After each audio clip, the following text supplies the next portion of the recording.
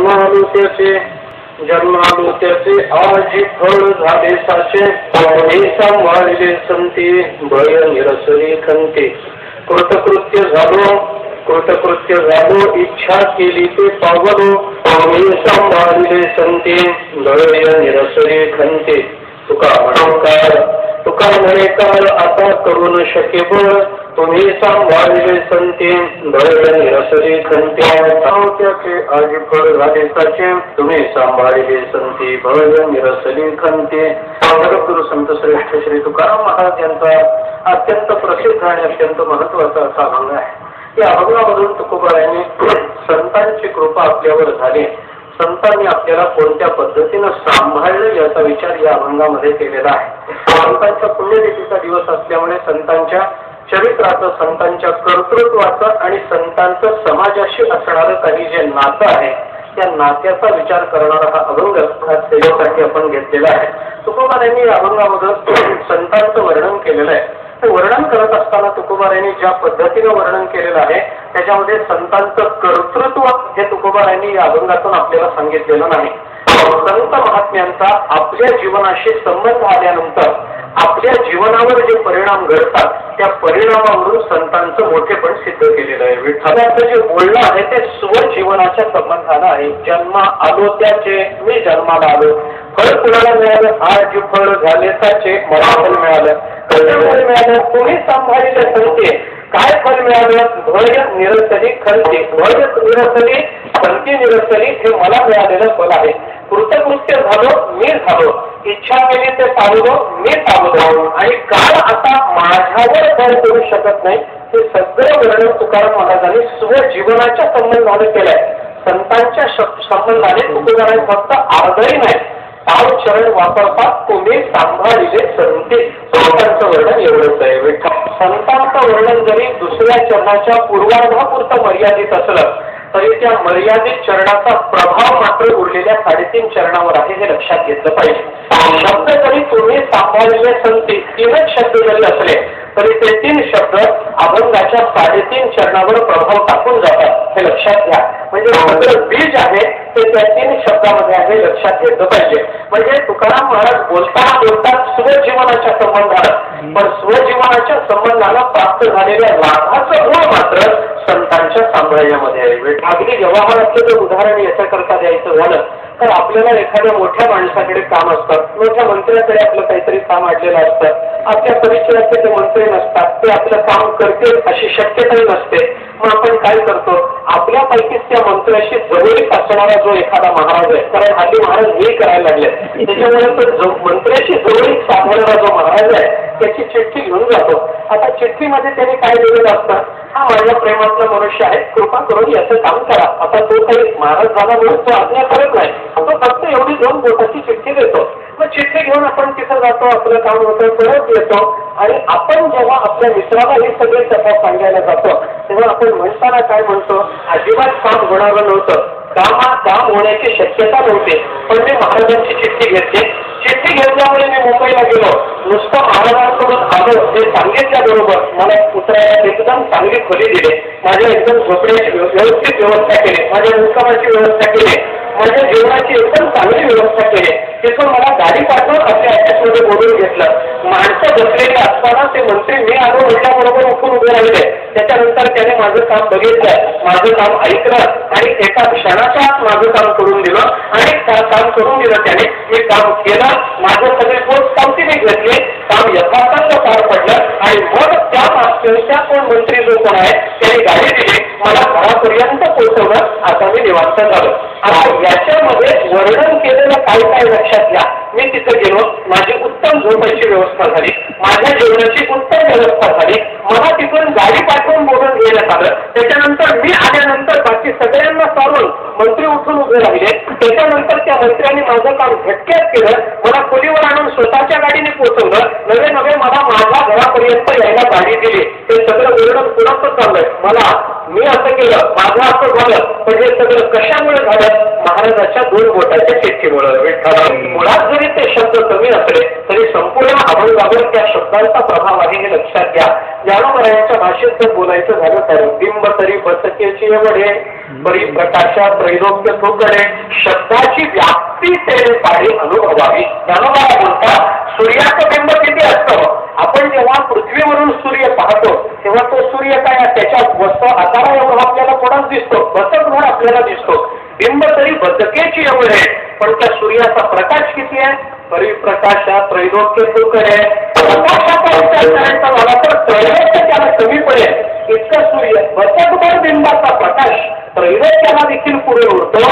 त्या पद्धतीनं तेने शब्दाची व्याप्ती पाडी तेने अनुभवावी. ज्ञानोबा बोलतात तेने शब्द जरी लहान दिसत असले तरी त्याची व्याप्ती आपण लक्षात घ्या.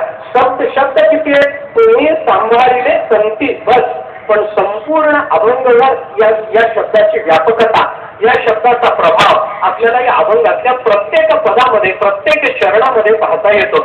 जेव्हा आलो त्याचे आज फळ झाले त्याचे कशामुळे? तुम्ही सांभाळिले संती त्याच्यामुळे. भय निरसली खंती कशामुळे? तुम्ही सांभाळिले संती त्याच्यामुळे. कृतकृत्य झालो कशामुळे? तुम्ही सांभाळिले संती त्याच्यामुळे. इच्छा केली ते पावलो कशामुळे? तुम्ही सांभाळिले संती त्याच्यामुळे. तुका म्हणे काळ आता करू न शक्य पण कशामुळे? तुम्ही सांभाळिले संती त्यामुळे. विठ्ठल तुकाराम महाराजांचा अभंग प्रसिद्ध अभंग आहे. या अभंगामधून तुकाराम महाराजांनी जरी स्वजीवनाच्या संबंधाने भाष्य केलेलं दिसत असलं, स्वजीवनाच्या यशस्वीतेच्या संबंधानं जरी भाष्य केलेलं असलं तरी या अभंगाचा चिंतनाचा विषय आहे तो म्हणजे संत आहे. संतांचं वर्णन तुकोबाराय या अभंगामधून करतात. हे वर्णन करत असताना 2 पद्धतीनं संतांचं वर्णन केलेलं पाहता येतं. एक परोक्षत्वानं वर्णन केलं जातं आणि एक अपरोक्षत्वानं वर्णन केलं जातं. संतांच्या माघारी संत समोर नसताना जेव्हा संतांचं वर्णन केलं जातं त्यावेळेला संतांचं ते परोक्ष वर्णन असतं आणि संत समोर असताना संतांचं जे कौतुक, संतांचं जे वर्णन केलं जातं, जी स्तुती केली जाते त्याला अपरोक्ष वर्णन असं म्हणतात. उदाहरण फार द्यायचं कारण नाही, तुकोबाराय समोर नाही पण त्यांचं नाव जरी आम्ही घेतलं तरी तुकाराम नाव घेतात तारपळी म्हणजे तुकोबारायांचं परोक्षत्वानं वर्णन झालं. तुकोबाराय समोर आले नाही पण त्यांचं नाव फक्त आमच्या पुढे आलं ना, त्या नावाचा हा परिणाम आहे असं आपल्याला म्हणता येतं. पण या अभंगामध्ये तुकोबारायांनी केलेलं संतांचं वर्णन हे अपरोक्षत्वानं आहे. कशावरून? कारण तुम्ही असं सर्वनाम तुकोबाराय वापरतात. तुम्ही सांभाळले संती, तुम्ही सांभाळले, तुम्ही असं सर्वनाम वापरलेलं असल्यामुळे ते अपरोक्षत्वानं केलेलं वर्णन समजावं. कशावरून? जर संत महात्मे समोर नसते तर तुकोबाराय म्हणाले असते त्यांनी सांभाळले संती भय निरसली खंती, त्यांनी तिथं राहून आम्हाला सांभाळलं असं म्हणण्याच्या ऐवजी तुकोबाराय म्हणतात तुम्ही सांभाळले. म्हणजे तुकोबाराय संतांच्या समोर आहेत, संत तुकोबारायांच्या समोर आहेत आणि तुकोबारायांचं वर्णन चालू आहे म्हणून हे अपरोक्षत्वानं आहे. अभंगाची भाषा अत्यंत सरळ आहे. एकही शब्द आपल्याला खटकणारा, आडणारा किंवा कोशामध्ये बघावा लागणारा नाही. अगदी सरळ साधी रचना तुकोबारायांची आहे. जन्मा आलो त्याचे आजी फळ झाले त्याचे काही आढायचं कारण आहे. आज मी जन्माला आलो त्याचं आज मला खरं फळ मिळालं. खरं फळ मिळालं. तुम्ही सांभाळले संती आढायचं कारण नाही. भय निरसली खंती आढायचं कारण नाही. माझी खंत गेली, माझं भय गेलं. तुकोबाराय बोलतात स्पष्ट भाषा आहे. कृतकृत्य झालो. कोशामध्ये कृतकृत्य शब्दाचा अर्थ बघावा लागत नाही. इच्छा केली ते पावलो. अभंगाचा शरणाचा अन्वय सरळ लागतो. तुका म्हणे काय आता करू न शक्य पड. आता तुका म्हणे आता काय करू न शक्य पड. काही आता आमच्यावर बळ करू शकत नाही असा सरळ अन्वय. पण शब्द जरी आपल्या परिचयाची असले तर या शब्दाच्या मागचा तुकोबारायांचा जो भाव आहे तो मात्र सामान्य जीवाच्या परिचयाचा नसतो. हे लक्षात घ्या. तुकाराम महाराजांनी वापरलेला जो शब्द जन्मा आलो त्याचे आजी फळ, हा जो फळ शब्द आहे ना, हा फळ शब्द आपल्या परिचयाचा आहे. पण फळ शब्दाच्या मागे तुकाराम महाराजांचा असणारा भाव तो मात्र जीवाच्या परिचयाचा नाही. विचार करताना फल कशाला म्हणावं याचा विस्तार आपल्याला कितीही पद्धतीने करता येतो.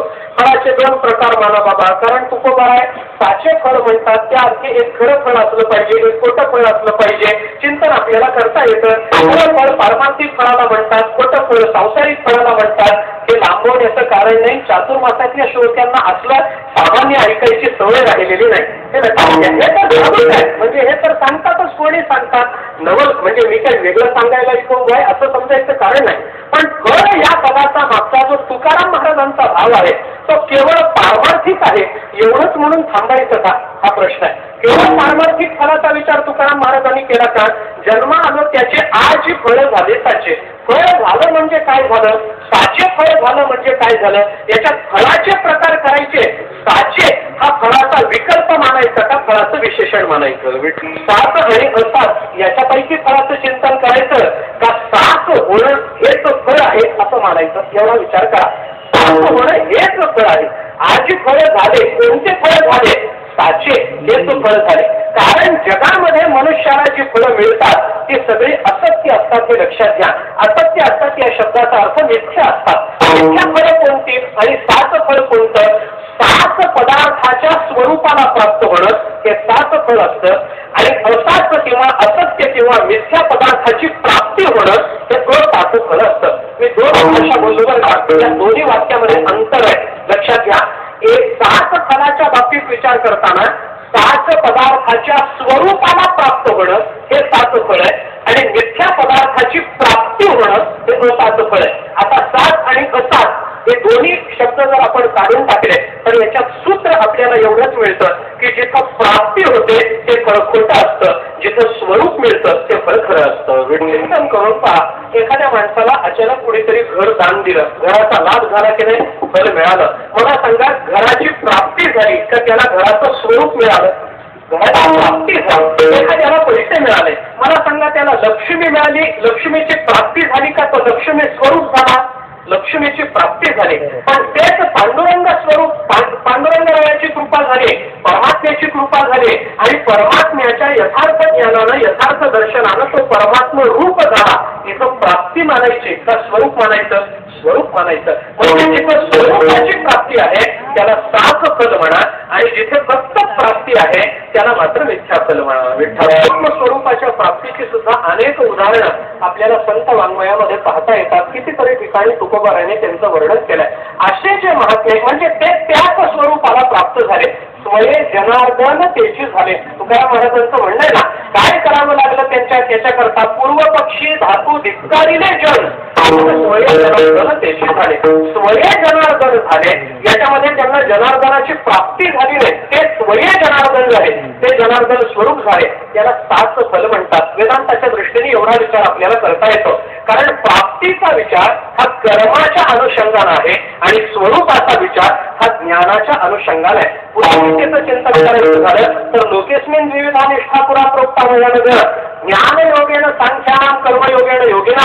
याच्यामध्ये कर्मयोगाच्या मार्गाने जाणारा जो आहे तो काहीतरी प्राप्ती करून घेतो. प्राप्तीचा विचार करताना आपल्याकडे पूर्वी नसलं पाहिजे, आपल्याला आवश्यक असलं पाहिजे आणि आपल्याला ते मिळालं पाहिजे तर त्याच्यात प्राप्तीचा विचार आहे. पण ज्ञानानं जेव्हा स्वरूपाचं चिंतन केलं जातं तेव्हा पूर्वी नसलं पाहिजे हे अट नाही, आपल्याला त्याची गरज असली पाहिजे हे अट नाही, आपल्याला ते मिळाले पाहिजे हे अट नाही. ज्ञानामध्ये आणि कर्मामध्ये कर्माचा विचार करताना प्राप्तीचा विचार करता येतो, ज्ञानाचा विचार करताना प्राप्तीचा विचार करता येत नाही. कर्माचा विचार करताना कर्माची फलं काय काय सांगितली जातात? उत्पाद्य, प्राप्य, विकार्य आणि संस्कार्य अशी कर्माची चार फलं आपल्याला भागवतिकाराने सांगितलेली आहे. थोडासा विचार जर मागे होऊन गेला ज्ञानेश्वरीमध्ये आपला विचार, तुम्हाला चिंतन जास्त करायचं नाही.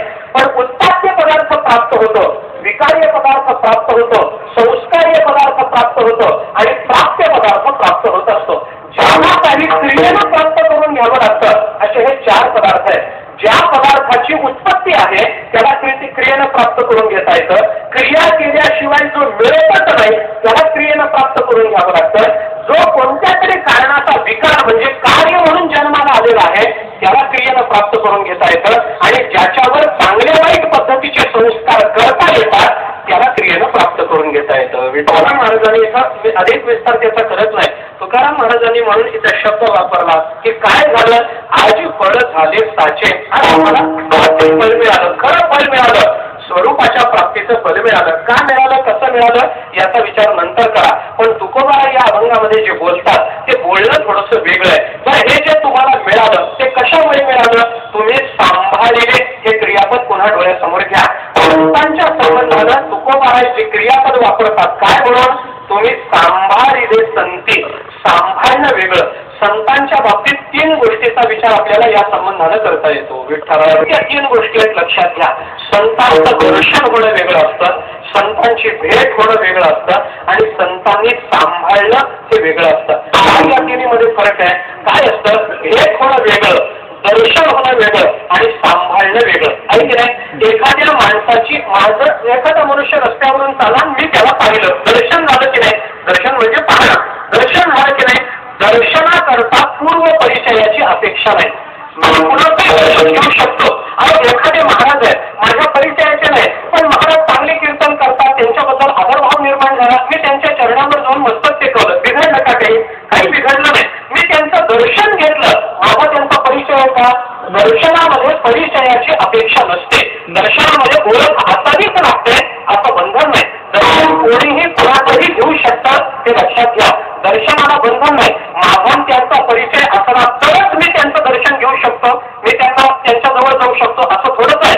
असं काही नाही. व्यक्ती माझ्या परिचयाची नसली तर माझ्या मनात त्या व्यक्तीबद्दल जर आदर असला तर मी त्या व्यक्तीचं दर्शन घेऊ शकतो. म्हणजे त्या दर्शनाकरता पूर्व परिचयाची अपेक्षा नाही, भेटी करता मात्र पूर्व परिचयाची अपेक्षा. भेटायचं असेल तर मग त्यांना सांगावं लागतं, त्या मला भेटलो नव्हतो का, तुम्ही तिथं तारीख नाही म्हणला ना, इथे या म्हणला ना, म्हणून मी इथं आलो. म्हणजे माझा काहीतरी पूर्व परिचय त्यांचा झालेला आहे. ते म्हणतात मग ठीक आहे, भेटायला या, हरकत नाही, भेटायला पाठवा, माझी तारीख मी बघून सांगतो, काय जे असेल ते पुढचं ठरेल. ठरेल म्हणजे तारीख ठरेल वगैरे, बाकीचं काय ठरवायचं तो विषय नंतरचा. पण ते म्हणजे भेटी करता काहीतरी पूर्व परिचयाची अपेक्षा आहे, दर्शनाकरता पूर्व परिचयाची अपेक्षा नाही, हे लक्षात घ्या. दर्शनाकरता पूर्व परिचय नसला तरी चालतो, भेटी करता पूर्व परिचय असावाच लागतो आणि सांभाळण्याकरता पूर्व परिचय असावा नसावा, भेट ओळख असावी नसावी, त्यांचा आपला काही संबंध यावा न यावा, या सगळ्याच्या पलीकडचा विचार करून एवढंच म्हणावं लागतं की सांभाळण्याकरता त्यांच्या अंतःकरणामध्ये आपल्याबद्दल ममत्व जिव्हाळा असावा लागतो. एवढंच आहे. म्हणजे दर्शनाकरता पूर्व परिचय नसावा लागतो किंवा नसला तरी चालतो. एक दुसरं, भेटी करता पूर्व परिचय असावा लागतो आणि सांभाळण्याकरता त्यांच्याबद्दल आपल्याबद्दल त्यांच्या अंतःकरणात ममत्व असावं लागतं, कळवळा असावा लागतो. या 3 गोष्टी आहेत. म्हणजे या 3ही गोष्टी भिन्न भिन्न आहेत. दर्शनाने भेट होते, भेटीनं सांभाळण्याची क्रिया घडते. अचानक सांभाळलं गेलं, मग कधीतरी दर्शन झालं आणि मग पुढे कधीतरी भेट झाली, असं चालत नाही महाराज. हाच क्रम लावावा लागतो. आधी दर्शन, मग भेट आणि मग सांभाळणं. विठ्ठलाचे परिणाम वेगवेगळे. दर्शनाचा परिणाम वेगळा, भेटीचा परिणाम वेगळा आणि सांभाळण्याचा परिणाम वेगळा. तिन्हीची वेगवेगळी प्रमाण आपल्याला पाहता येतात. सगळेच प्रमाण मी आपल्याला विस्तारानं सांगावीत असं नाही, पण प्रमाणाचा उल्लेख जरी केला तरी आपल्याला त्याच्यातून वेगवेगळ्या फलाची प्राप्ती कशी होते याचं चिंतन करता येतं. संत दर्शन वेगळं, संतांच्या बाबतीत विचार करताना संत दर्शन वेगळं, संतांची भेट होणं वेगळं आणि संतांचं सांभाळणं वेगळं. संत दर्शनी काय बोलतात? संत दर्शनी, इथं दर्शनाचा विचार आहे. परिणाम काय झाला? पद्मनाभ जोडला. जोडणं या शब्दाचा अर्थ लक्षात घ्या. म्हणजे परमात्म्याची माझी भेट झाली, जोडले गेलो आम्ही. म्हणजे काय झालं? दर्शनातून परमात्म्याची भेट झाली. आपण काय करतोय? संतांचं दर्शन वेगळं, संतांची भेट होणं वेगळं आणि संतांनी सांभाळणं वेगळं. या 3ही गोष्टीचा स्वतंत्रतेनं विचार करा. हे एकापेक्षा एक पुढचे टप्पे. पहिल्यांदा संतांचं दर्शनच होतं, नंतर संतांची भेट होते आणि त्याच्यानंतर संत महात्मे सांभाळतात. असं चिंतन आपण थोडंसं करू. म्हणजे याचा विचार काय होईल की संत दर्शनी हा लाभ, दर्शन झालं, लाभ झाला. काय झाला? पद्मनाभ जोडला, हा त्याच्यातला लाभ झाला. हा संतांच्या दर्शनाचा परिणाम आहे. आता पुढचा विचार करा, संतांच्या भेटीचा परिणाम काय? तुकोबाराय सांगतात, धन्य काळ संत भेटी. काय परिणाम? पायी मिठी पडली तो सुटली गाठी झालो पोटी. तुकोबाराय बोलतात काय परिणाम? संतांची भेट झाली, परिणाम काय झाला? धन्य काळ, काळ आमचा धन्य झाला. हा संतांच्या भेटीचा परिणाम आहे. म्हणजे संतांच्या दर्शनाचा परिणाम वेगळा, संतांच्या भेटीचा परिणाम वेगळा. काय झालं? भेटून काय झालं? संदेहाची सुटली गाठी झालो पोटी शीतळ. आता संदेहाची सुटली गाठी झालो पोटी शीतळ हा संतांच्या फक्त भेटीचाच परिणाम मानायचा का?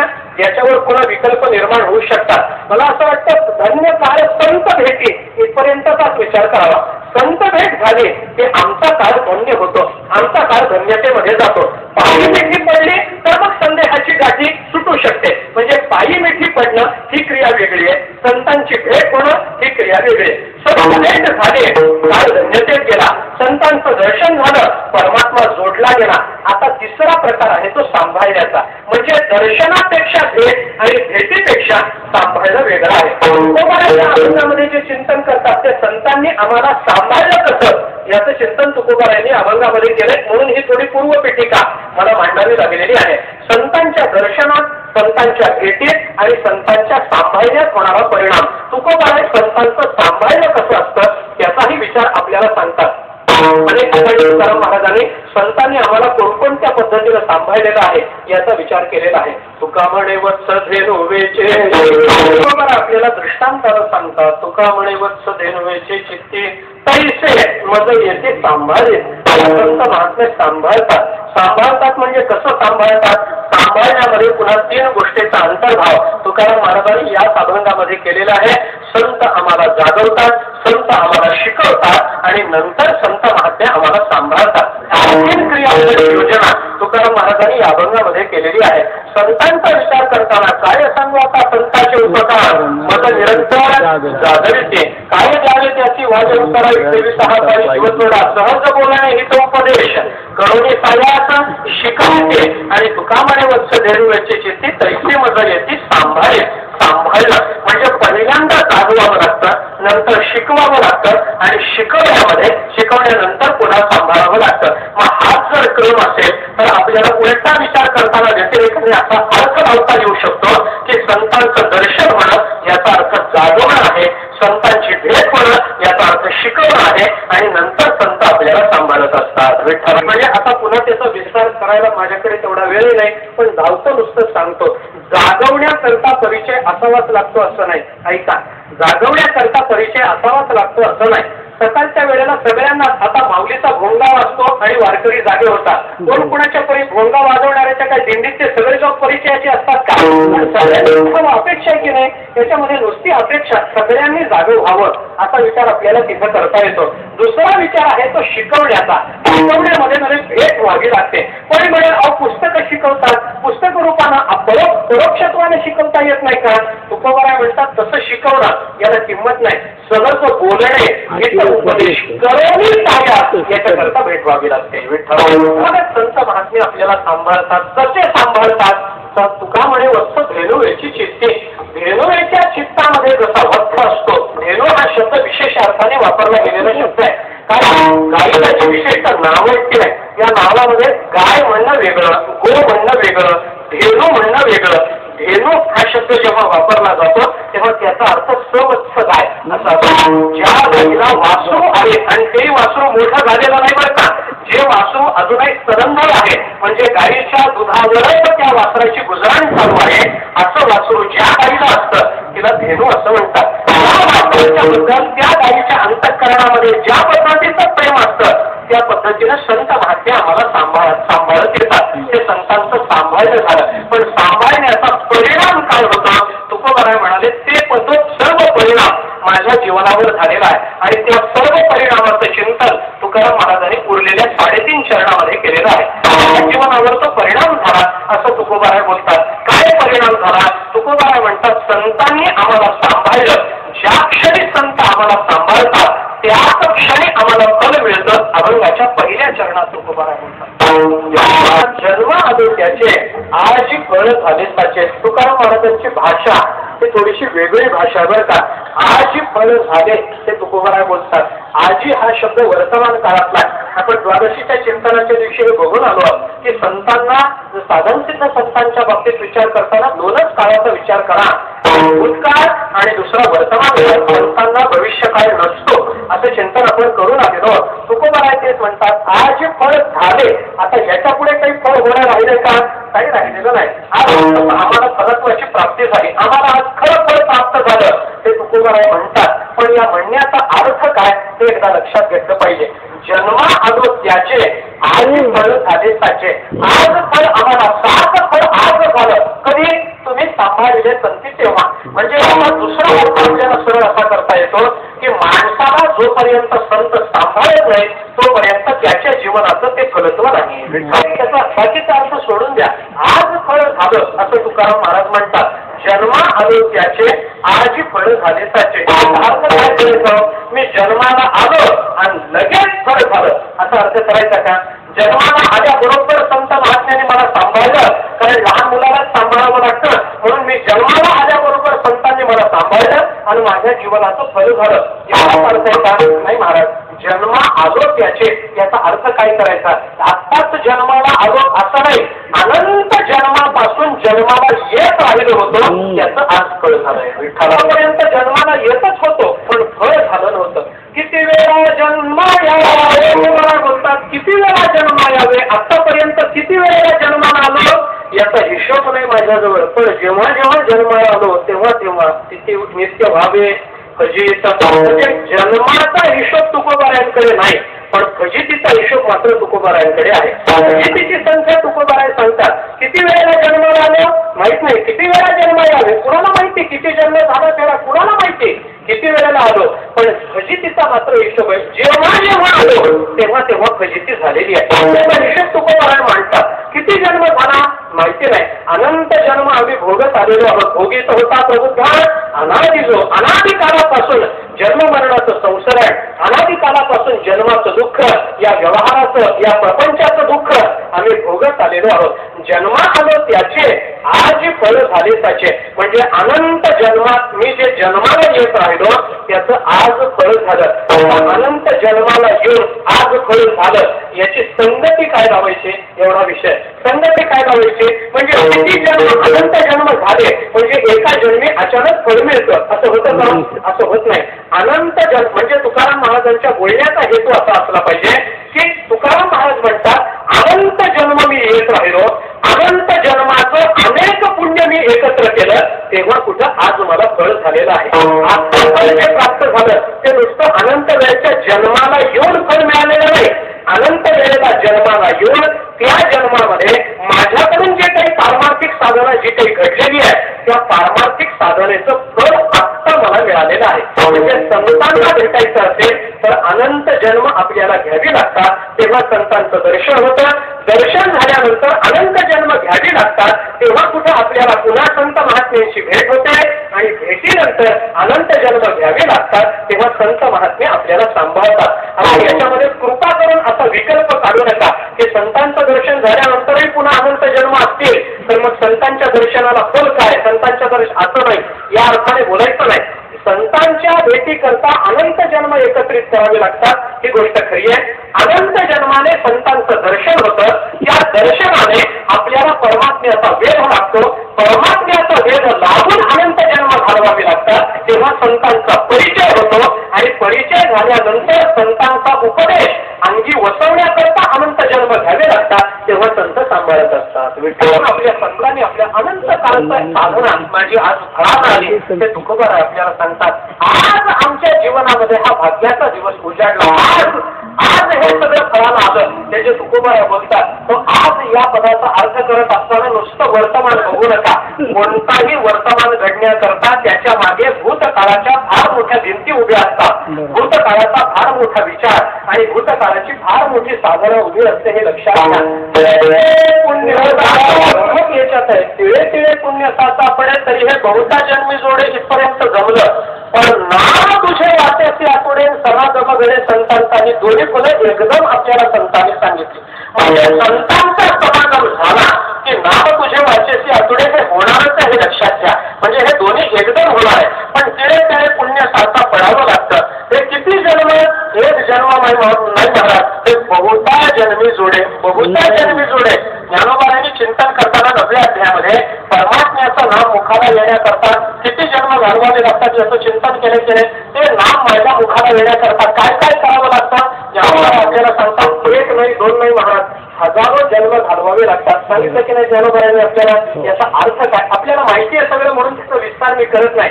जयाचे वाचे पुन्हा बोलचे अखंड नाम नाचत असे माझे ते जन्म सहस्त्र ओळखीचे एक वेळ यावया हे ज्ञानोबारा बोलतात की नाही. आता ज्ञानोबारांच्या आणि तुकोबारांच्या शब्दाचा समन्वय करा म्हणजे आपल्याला दोन्हीची गणित सुटून जातील. तुकोबाराय काय म्हणतात तेळे तेळे पुण्य साचापणे तरी हे बहुता जन्मी जोडे आणि ज्ञानोबाराय काय म्हणतात ते जन्म सहस्त्र ओळखीचे एक वेळ यावया. सहस्त्र जन्माचं चिंतन ज्ञानोबारांनी केलं आणि तुकाराम महाराज बोलताना एवढंच म्हणाले की अनेक जन्म यावं लागतं तरी हे बहुता जन्मी जोडे. बहुता म्हणजे किती त्याचं उत्तर ज्ञानोबाराय देतात. बहुता म्हणजे किती जन्म सहस्त्र ओळखीचे. बहुता या तुकोबारांच्या शब्दाचं उत्तर ज्ञानोबारांनी दिलं 1000 जन्म आणि 1000 जन्मात घेऊन करायचं काय या ज्ञानोबारांच्या प्रश्नाचं उत्तर तुकोबारांनी दिलं तेळे तेळानं पुण्य साठवावं लागतं. म्हणजे ज्ञानोबारांच्या एका शब्दाचं उत्तर तुकोबाराय देतात आणि तुकोबारांच्या एका शब्दाचं उत्तर ज्ञानोबाराय देतात. किती जन्म यावं लागतं उत्तर दिलं ज्ञानोबारांनी 1000 जन्म यावं लागतं तेव्हा एकदा देवाचं नाव येतं आणि 1000 जन्म येऊन करायचं काय या ज्ञानोबारांच्या प्रश्नाचं उत्तर तुकोबाराय देतात तेळा तेळानं पुण्य साठवावं लागतं. एवढं मी केलंय याला तुकोबाराय 3 शब्द वापरतात. जन्मा आलो एवढंय म्हणजे हे जन्मा आलो आज जन्माला आलो नाही अनेक वेळेला जन्माला येत राहिलो. किती वेळेला आलो माझ्याकडे त्याचा हिशोब नाही पण मी जन्माला येत राहिलो आणि त्याचा परिणाम असा झाला की माझा आज माझ्या जीवनाचं फळ मला प्राप्त झालेलं आहे. आज आता मला आज फळ झाले साचे आज त्याचं फळ झालं म्हणजे अनंत जन्माचा शेण आज माझा गेलेला आहे ते तुकोबाराय आपल्याला सांगतात. अनंत जन्मेचा शेण गेला आतापर्यंत मी किती आलो याची गणना नाही माझ्याकडे पण आलो ते सुद्धा जीव जेव्हा जन्माला येतो तेव्हा तो असा सहज ठरवून येतो का महाराज इथं जन्माला जायचं असं ठरवून येतो. हिंडता गवाणी कितीतरी प्रमाण आपल्याला अशी देता येते की जोपर्यंत जन्म दुःख निवारलं जात नाही तोपर्यंत आगतिकतेनं जीवाला जन्माला यावं लागतं. यावं लागतं ते कसं यावं लागतं संतांनी आपल्याला त्याचाही ठरवून जीव जन्माला येत नाही मी इथं जन्माला येईल. जर तो ठरवून जन्माला येऊ शकला असता तर त्याला वेगळ्या फळाची अपेक्षा ठेवावी लागली नसते. वेगळ्या फळाची अपेक्षा ज्याला ज्याचा जन्मावर अधिकार आहे त्याला कोणत्या फळाची अपेक्षा राहणार आहे सांगा ना काही नाही. मग तो कसा येतो सहजच येतो त्याला येणं जाणं काही माहिती नसतं तो कुठूनही येतो कसाही येतो. संत महात्मे आपल्याला सांगतात देशवेश नव्हे माझा सहज फिरत आलो करू सत्ता करुणावरी पोटे स्थिर राहिलो पाय डोळे म्हणता माझे पैसा दिली मोकलीनं. मग सांग काय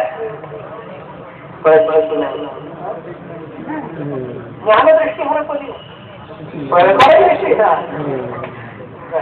म्हणजे मी काय मला आधी तर काहीच माहित नव्हतं मी इथं सहज आलो देश माझा नाही वेश माझा नाही सहज इथं आलेला हा जीव. पण इथं आल्यानंतर एक महत्वाचा लाभ त्याला होतो तो म्हणजे लाभ करून घेण्याची सद्बुद्धी त्याला होते. तुम्हाला काय म्हणतात अनंत वेळेला आतापर्यंत जन्म आलो त्याचे आतापर्यंत जन्माला आलो इथंच तोडा बरं का जन्माला आलो इथं तोडा इथं स्वल्प विराम द्या विरामचिन्हाचा उपयोग करताना जन्माला आलो किती वेळेला आतापर्यंत जे मी जन्माला येत राहिलो होतो आणि प्रत्येक जन्मामध्ये माझ्याकडून जी काही पारमार्थिक साधना घडली होती त्याचे आज फळ झाले त्याचे फळ झाले म्हणजे जन्माला येण्याचं हे फळ नाही जन्माला येऊन जी पारमार्थिक साधना केली त्याचे फळ झाले हे तुकोबारांना सांगायचं आहे. आज त्याचं फळ झालं काय फळ झालं तुकोबाराय सांगतात तुम्ही सांभाळिले संती भय निरसली खंती. आपल्याला अभंग सगळा पाठ आहे.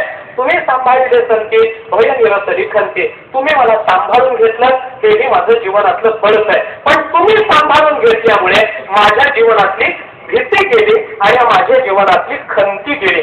भीती आणि खंती हे दोन्ही शब्द तुकोबाराय वापरतात. निरसली खंती निरसली हा शब्द देवली दीपन न्यायानं दोन्हीकडे लावायचा. भीती निरसली आणि खंती निरसली. खंती हा शब्द संस्कृतातल्या क्षिती या शब्दाचा अपभ्रष्ट रूप आहे बरं का.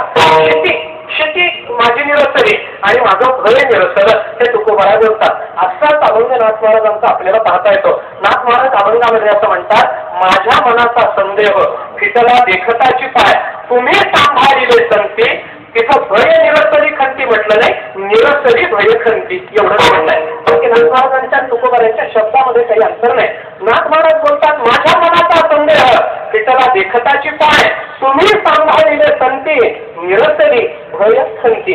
भय आणि खंती माझी निरसली हे तुकोबराय बोलतात. भयही गेलं आणि खंतीही गेली हा माझ्या जीवनातला सगळ्यात मोठा लाभ झाला. आता भय गेल्याचा खंती गेल्याचा परिणाम काय आहे तुकाराम महाराजांनी त्याचाही विचार आपल्याला सांगितला. खरं म्हणजे परमात्मा आणि जीव यांच्यामध्ये वेगळं काहीच नाही. दोघेही समान आहे, दोघेही एक आहे, प्रश्न नाही त्याचा. पण तुकाराम महाराज म्हणतात मध्ये देव अधिक. मध्ये फक्त भीती जास्त आहे. ती भीती एकदा गेली की मग तुम्ही आम्ही याच्यामध्ये वेगळं मानायचं कारण नाही. खंतीचा विचार आहे, क्षितीचा विचार आहे आपल्याला असाच करावा लागतो. तुकाराम महाराजांनी फलाचा विचार करताना 3 फलांचा तिथे ज्या पद्धतीने फलाचा विचार सांगितलाय त्याच्यातली 3 फलं व्यतिरेकात्मक भूमिकेतून तुकाराम महाराजांनी सांगितले आणि एक फल तुकाराम महाराजांनी अन्वयात्मक भूमिकेतून सांगितलेलं आहे. फलाचा विचार करताना फलाची 2 अंग वेदांतांनी सांगितलेली, एक अनिष्टाची निवृत्ती आणि दुसरी इष्टाची प्राप्ती. हे वेदांतांनी सांगितलेली फलाची 2 अंग. या 2 अंगाच्या संबंधाने विचार करताना अनिष्टाच्या निवृत्तीचा विचार तुकाराम महाराजांनी 3 पद्धतीनं मांडला आणि इष्टाचा विचार तुकाराम महाराजांनी एका पद्धतीनं मांडला.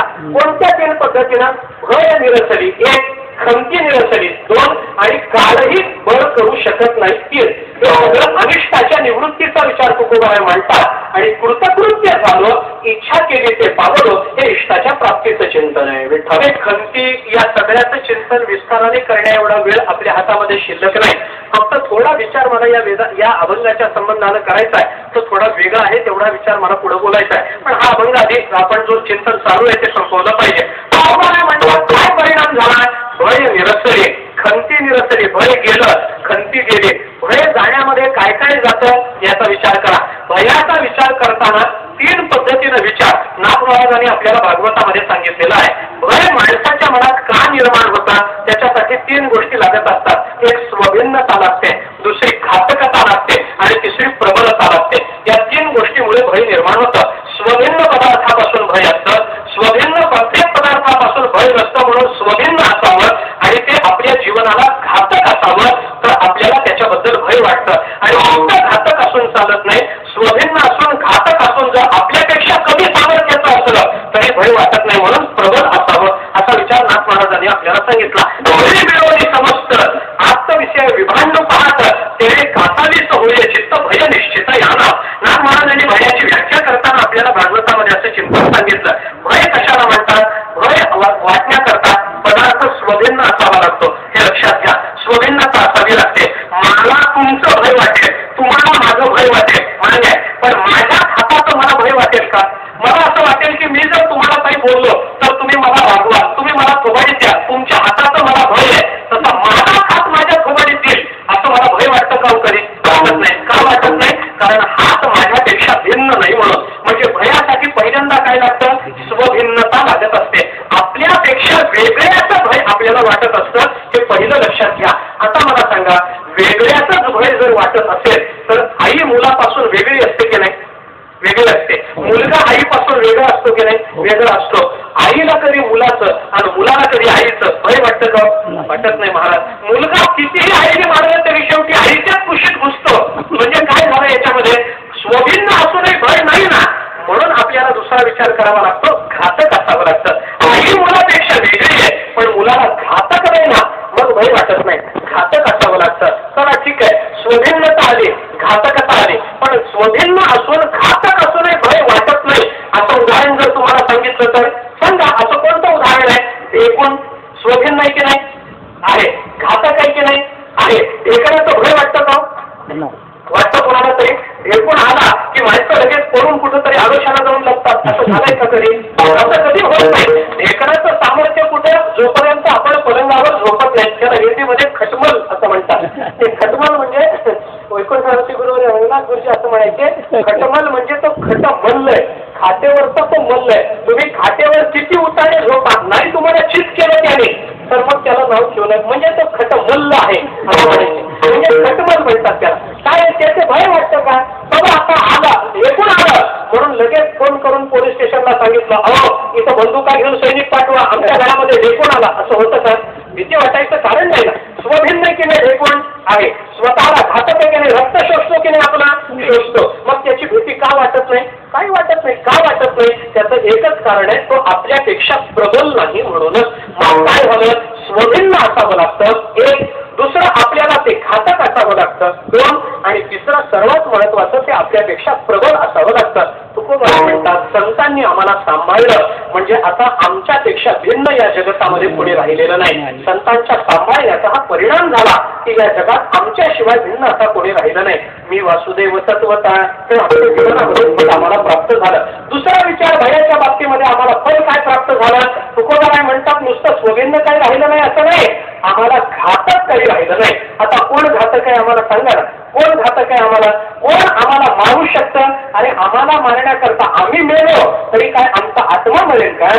मरत नाही. म्हणजे आता आम्हाला कोणी घातकही राहिलेलं नाही. ना मंबाजी घातक झाला, ना रामेश्वर भट्ट घातक झाले, ना कोणी कुणाला घातक झालेलं नाही. संतांना कोणीही घातक होऊ शकत नाही. संत कुणाकडेही त्या भूमिकेतून बघू शकत नाही. आणि सर्वात महत्वाचं आमच्यापेक्षा प्रबलही आता कोणी राहिलेलं नाही. आणि आम्हीच प्रबल झालो. बळी याची अंकी येतं, आम्ही झालो बळीवंत. तुकोबा बोलतात झुंजार ते एक विष्णुदास जगे, आम्ही झुंजार झालो. तुका म्हणे भूमंडळी आम्ही बळी वीर गाडे. तुकोबा म्हणतात या भूमंडळावर आम्ही गाडे, म्हणजे तुका म्हणे भूमंडळी आम्ही बळी वीर असे आहोत असं समजायचं कारण नाही. अभंगाचा चरणाचा अन्वय नीट लावा.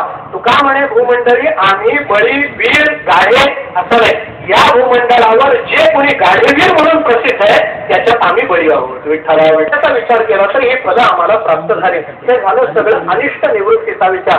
अजून काय अनिष्ट निवृत्ती आहे? अजून काय इष्ट प्राप्ती आहे? तुकोबा म्हणतात आणखीन एक इष्ट प्राप्ती आमच्या जीवनात आहे. काय इष्ट प्राप्ती आहे? म्हणजे कृतकृत्य झालो, इच्छा केली ते पावलो. आम्ही ज्याची इच्छा करावी ते आम्हाला प्राप्त झालं. परमात्मा देखील आम्हाला जे पाहिजे ते देतो, पण आम्ही ज्याची इच्छा करावी ते आम्हाला प्राप्त व्हावं. हे संतांच्या बाबतीत जेवढं घडतं तेवढं परमात्म्याच्या बाबतीत घडत नाही. अहो जो जे वांछिले तो ते लावो. आम्ही म्हणजे कृतज्ञ इच्छा केली ते पावलो आहेत की नाही? जो जे वांछेल तो ते पाहो, इच्छा केली ते पावलो. पण जो जे वांछिल तो ते लावो. कुणी म्हणावं सांगा ना? हे फक्त ज्ञानोबायांनीच म्हणावं, इतरांमध्ये म्हणण्याची ही ताकदच नाही महाराज. जो जे वांछील तो त्याला हो. ज्ञानोबा म्हणतात ज्याला ज्याला जे पाहिजे ते मिळावं. जगाकरता कायम स्वरूपी करारपत्र ज्ञानोबायांनी करून ठेवलेलं आहे. तुम्ही या पद्धतीनं वागा. जगामध्ये कुणाबद्दलही वैरत्व भावना अंतःकरणामध्ये ठेवू नका. प्रत्येक जीवाबरोबर आत्मत्व भावनानं वागा. प्रेमाच्या भावनेनं, सख्यत्वाच्या भावनेनं वागा. आपला स्वधर्म आपण योग्य पद्धतीनं आचरणात आणा. मग काय होतं याचा परिणाम? आणि ते तर तुम्ही जे करू म्हणाल ते आपण ते सिद्धी जाईल. हे ज्ञानोबा जसं 4थ्या अध्यायामध्ये बोलतात तसं ज्ञानोबा सफायदानामध्ये म्हणतात जो जे वांछील तो त्याला हो. कृतकृत्य झालो. आम्ही ज्याची इच्छा करू ते आम्हाला प्राप्त झालं. तर आतापर्यंतच्या जन्मामध्ये तुम्हाला हे सगळं करता आलं असतं. तुम्ही जर थोडासा धाडस केला असतं तर तुम्हाला कशाचं भय वाटलं नसतं. आणि तुम्हाला बाकीच्या जन्मामध्ये या जन्मामध्ये तुम्ही जो फरक झाला म्हणतात, या जन्मामध्ये आल्यानंतर वेगळा काय फरक दिसतो?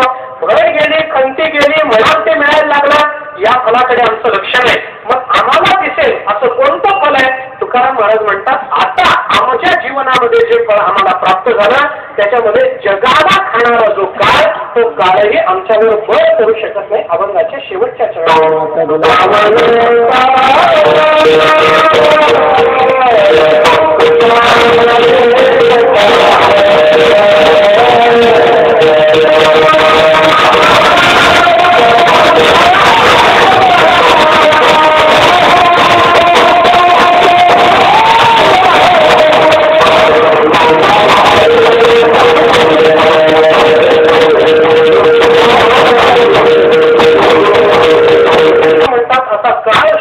सुद्धा आमच्यावर बळ करू शकत नाही.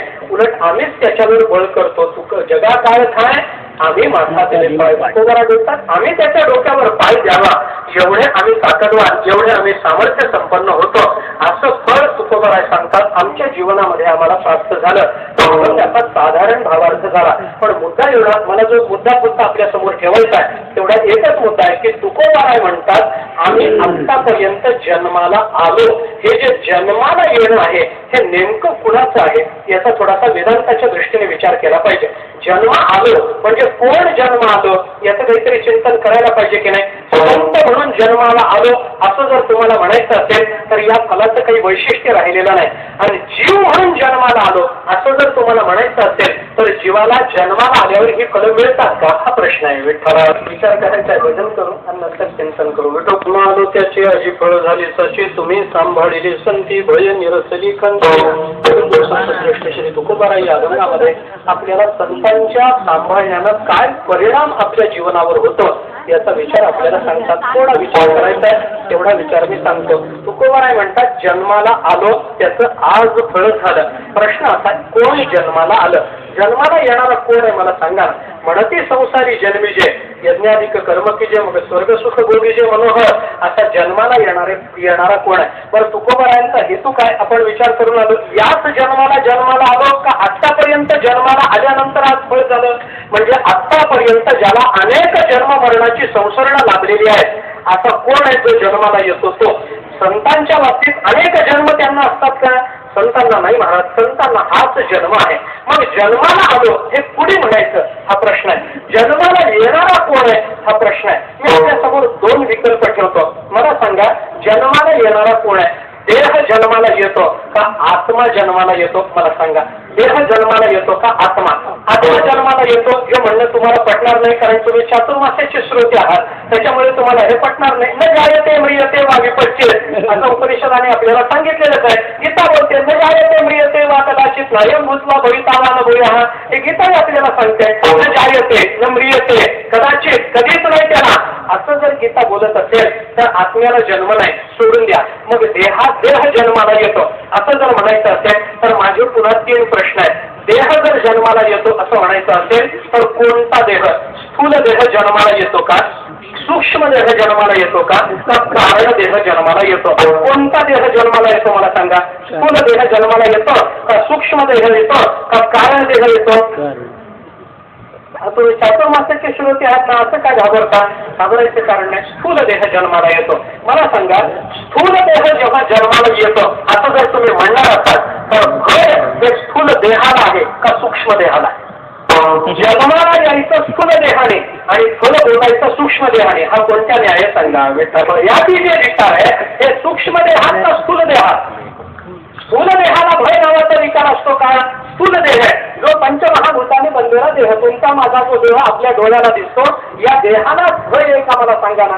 जो देह निश्चित झोपला. आता उदाहरण जर सांगायचं झालं तर पुन्हा त्याच ओव्याने आपल्याला सांगतो असं तुम्हाला वाटेल. पण ज्ञानोबाराय बोलतात मला तेच बोलावं लागतं माझा नाईलाज आहे. निद्रिताची अंगेशी साप तैशी उर्वशी.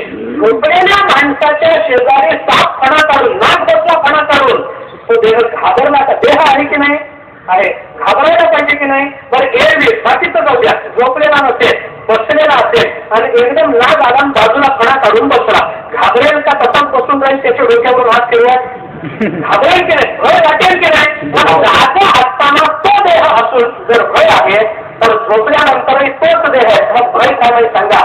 याचा अर्थ जागेपणी आणि झोपल्यानंतर ज्या देहाचं ऐक्य आपण पाहतो आहोत ज्या देहाला आपण दोन्ही ठिकाणी समान मानतो आहोत तो स्थूल देह आहे. स्थूल देह जागेपणी घाबरतो घाबरल्यासारखा दिसतो आणि झोपल्यानंतर घाबरल्यासारखा दिसत नाही. याचा अर्थ स्थूल देहाला भय नावाचा विकार नसतो हे लक्षात घ्या. स्थूल देह घाबरत नाही महाराज का. कारण स्थूल देह पंचमहाभूतात्मक आहे. स्थूल देह जड आहे आणि जड पदार्थाला कोणताही भय नसतं कोणतीही खंती नसते. जड पदार्थाला मरण्याचंही भय नसतं. दुसरा विचार करा. स्थूल देह घाबरत नाही ना म्हणजे हे सगळे फल स्थूल देहाला नको. तर दुसरा विचार जर आपण केला की कृतकृत्य झालो इच्छा केली ते पावलो असं तुकोबाराय बोलतात. कोण पावलं इच्छा केली ते. जो जन्माला आलो तोच पावलो की नाही. जन्मा आलो इच्छा केली ते पावलो झालं की नाही. अन्वय लावताना अभंगाच्या चरणाचा जन्मा आलो फळ प्राप्त झालं इच्छा केली ते पावलो. म्हणजे जो जन्माला आला त्याला फळ प्राप्त झाला त्याने इच्छा केली त्याला ते मिळालं. कृतकृत्य ते झाला. हे जर तुकाराम महाराजांचं म्हणणं आहे तर मला सांगा हा जो पंचमहाभूतात्मक स्थूल देह आहे या स्थूल देहाला कशाची कशाची अपेक्षा आहे मला सांगा. स्थूल देहाला कशाची अपेक्षा आहे बोला ना. मला आज जेवणामध्ये श्रीखंड खावं वाटलं, ही श्रीखंडाची अपेक्षा स्थूल देहाची आहे का? माझी जीभ मला सांगते का मला पाहिजे म्हणून श्रीखंड? माझं तोंड मला सांगतं का? माझा स्थूल देह मला सांगतो का मला अमुक पाहिजे तेवढं मला पूर्ण करून द्या म्हणून? मग कृतकृत्य झालो, इच्छा केली ते पावलो, हे स्थूल देहाचं मानायचं का सूक्ष्म देहाचं मानायचं सांगा. स्थूल देहाचं तर मानता येत नाही. स्थूल देहाला भय नाही, स्थूल देहाला खंती नाही. स्थूल देहाच्या जन्ममरणाचा विचार करायचा झाला तर जन्ममरण हा त्याचा स्थायी भाव आहे. विचार करून उपयोग काय त्याचा?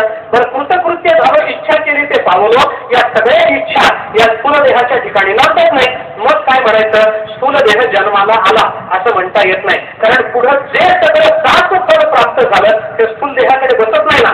मग स्थूल जन्म आलो म्हणजे स्थूल देहाने आलो असं म्हणायचं नाही. मग काय म्हणा? सूक्ष्म देहानं आलो असं म्हणा. सूक्ष्म देह मला सांगा, सूक्ष्म देहाला जन्म आहे का? स्थूल देह जसा जन्माला येतो आणि मरतो तशा पद्धतीने सूक्ष्म देह जन्माला येतो आणि मरतो. सूक्ष्म देह मरतो का? सूक्ष्म देह मरत नाही ना महाराज. सूक्ष्म देह तसाच पुढे येतो ना, मागील पानावरून पुढे चालू हा सूक्ष्म देह आहे. स्थूल देह बदलत नाही. स्थूल देह या जन्मापुरता मिळाला. प्रारब्धक्षय संपली झाल्यानंतर प्रारब्ध भोगून संपल्यानंतर हा देह पडतो, पुढचा जन्म मिळतो. या पुढच्या जन्मामध्ये मागील जन्माचं येतं ते कोण आणतं सांगा ना. सूक्ष्म देहाचा विचार कराल की नाही? सूक्ष्म देह. मग सूक्ष्म देहाला जन्मच नाही तर जन्म आलो त्याचे हे तिथं बसेल कसं मला सांगा? बसत नाही. म्हणजे फलाच्या दृष्टीने विचार केला तर स्थूल देहाचा विचार करता येत नाही. जन्म आलो त्याचे असं म्हणावं तर सूक्ष्म देहाचा विचार जमत नाही. मग तिसरा देह राहिला तो कारण देह राहिला. मग जन्म आलो म्हणजे कारण देह आला का? कारण देहाला जन्म नाही ना महाराज. कारण देह म्हणजे अज्ञान आहे. अज्ञानाला आद्यक्षण नसतो. मग आद्यक्षण जेव्हा नाही तेव्हा अनंत जन्मत आलो आणि आज फल झालो हे त्याच्याही बाबतीत बसत नाही. जन्म आलो म्हणजे कोण आलो याचा विचार करा. कोण आलं जन्माला? आत्मा जन्माला येतो का? येत नाही. त्याचा विषय मिटून गेला. देह जन्माला येतो. देह म्हणजे या तिन्ही पैकी कोणता देह आहे मला तुम्ही सांगा. मी संध्याकाळपर्यंत रात्रीपर्यंत इथं ज्ञानेश्वरी सांगू आपण, काही विषय नाही त्याचा, मी थांबायला तयार आहे. जन्म आलो म्हणजे कोण आलो याचा विचार करावा लागेल की नाही. जन्म आलो म्हणजे कोण आलो? जन्म आलो त्याचे आज फळ झाले त्याचे.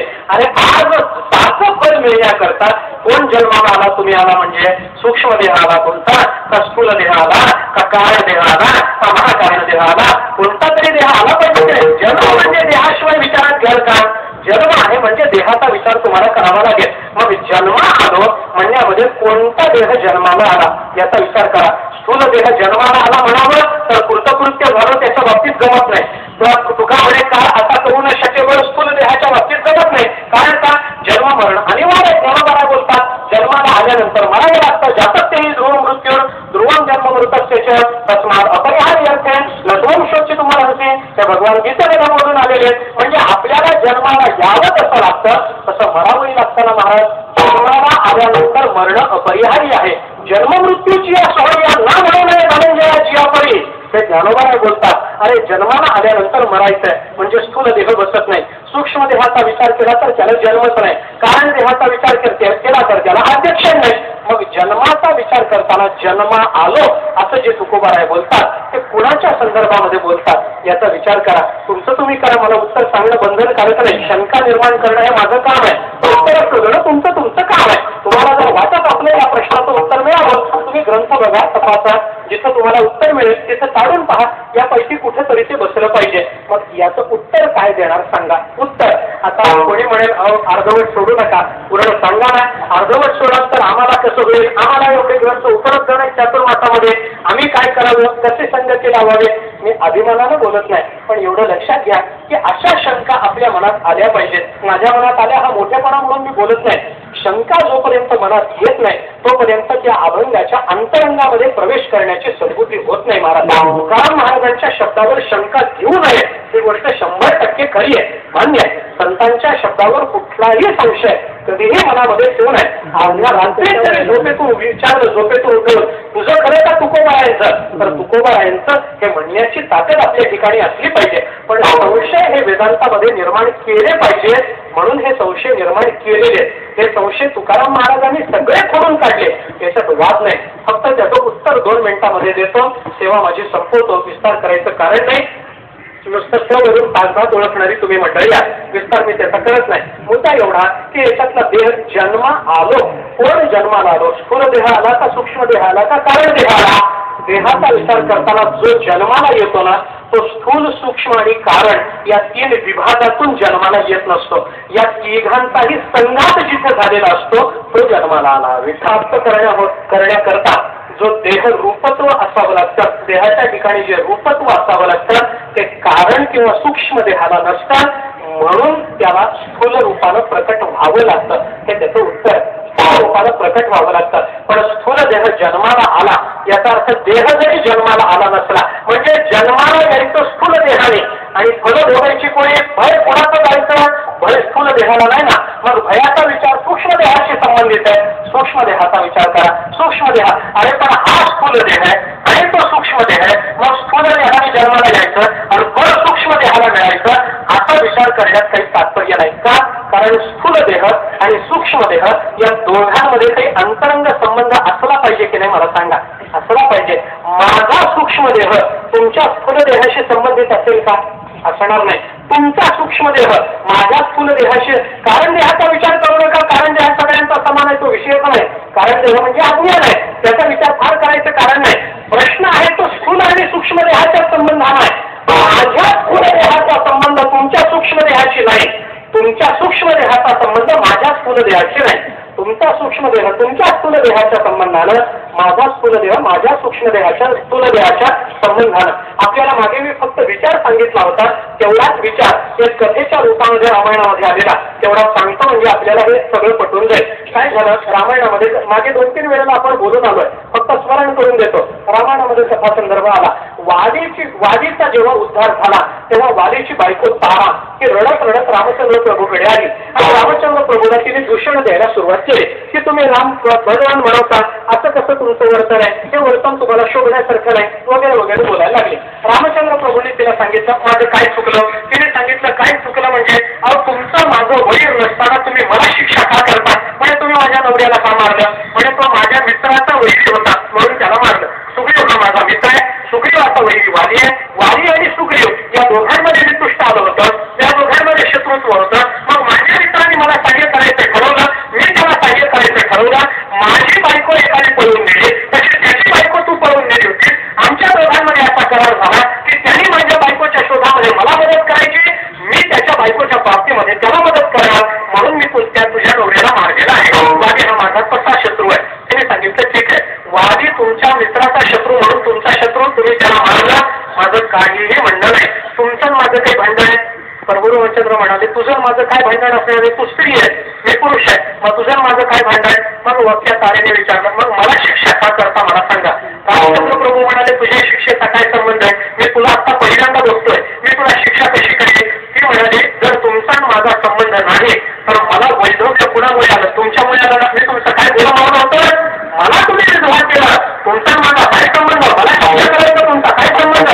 मग मात्र रामचंद्र प्रभूला विचार करावा लागला. ती म्हणते ते खरंय बाबा, तिचा माझा काही शत्रुत्वाचा संबंध नाही, मग हिला दुःख देण्याचा मला काय नैतिक अधिकार आहे, मी हिला वैधव्य का द्यावं. रामचंद्र प्रभू म्हणाले हिचं बोलणं म्हणजे थोडासा वकिली मुद्दा आहे, हा वकिली मुद्दा पडून काढता येतो. काय असतं वकिलीचे मुद्दे असतात, माफ करा जर का कोणी वकील असलं तर मला निंदा करायची नाही, पण वकिलीचे मुद्दे असतात ना ते तेवढ्या पुढच्या तर्कावर आधारित असतात. एकदा त्या तर्कातला फोलपणा आपल्याला कळला की मग त्या वकिली मुद्द्यामध्ये काही तात्पर्य नसतं. काय असतं रामचंद्र प्रभूने विचार केला की बाबा ही माणसाचा मुद्दा तर्काच्या दृष्टीने बरोबर आहे. रामचंद्र प्रभूने विचार केला, सांगितलं ठीक आहे म्हणे मी तुला वैधव्य दिलं, तुझं माझं शत्रुत्व नाही, मग म्हणणं काय. ती म्हणाली काय नाही, मला माझा नवरा द्या, मला माझा नवरा परत पाहिजे. रामचंद्र प्रभू म्हणाले आता असं कसं परत देता येईल, जाता येईल आणि पाया पडता नोटी जाता येऊ पण दुसू तू ज्ञानेश्वरी वाचत नाहीस का बाई. आता तुला हे कळलं पाहिजे की ब्रह्मदेवाच्या पाया पडलं तरी मेलेला परत आणता येत नाही. ते ज्ञानोबाला बोलून गेले ना. मग ती म्हणाली बाकीचं मला काही माहित नाही, तुम्ही करतो अन्यथा करतो आहात ना, मेलेला उठवू शकता ना, मग तेवढा माझा नवरा मला उठवून द्या. रामचंद्र प्रभू म्हणाले ठीक आहे डोंगराखाली उंटा आलेला आहे. आता काही तू चिंता करू नको, मी तुझा कसा कसा कोण आहे ते दाखवतो. रामायण प्रभू म्हणाले मी तुझा नवरा उठवला पाहिजे. बरोबर बरोबर. तुझं माझं शत्रुत्व नाही तू म्हणतेस, बरोबर आहे. मी तुला वैधव्य दिला, बरोबर आहे. दोष माझा म्हणतेस, बरोबर आहे. मी तुझा नवरा उठवला पाहिजे असं तू म्हणतेस ना, मी उठवतो. मग मला फक्त एवढं सांग, मी तुझ्या नवऱ्याला जिवंत करायचं असं जर तू म्हणत असेल तर तुझा नवरा म्हणजे कोण आहे मला सांग.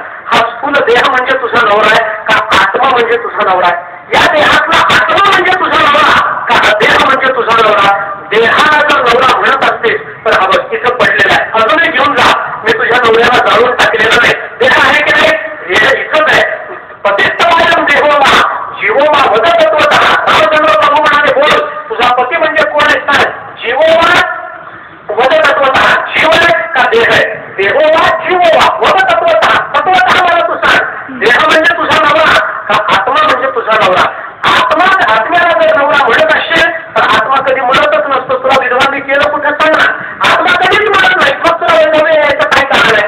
देहाला जर नवरा म्हणत असेल तर मग हा देह इथंच पडलेला आहे, अजून त्याच्यावर अंत्यसंस्कार झालेला आहे. देह आहे की नाही? घेऊन जा तुझा नवरा घरी. मी तुला मारलं त्या मारलं, काय संबंध आहे? देहाशी तुझा संबंध आहे ना. देह अजूनही इथं आहे. मग त्याने विचारलं तुम्ही म्हणता ते खरंय म्हणे, मला माझीच बुद्धी आता चालत नाही. खरंच सांगा मी कुणाला नवरा म्हणू, देहाला म्हणू का आपल्याला म्हणू? आता ती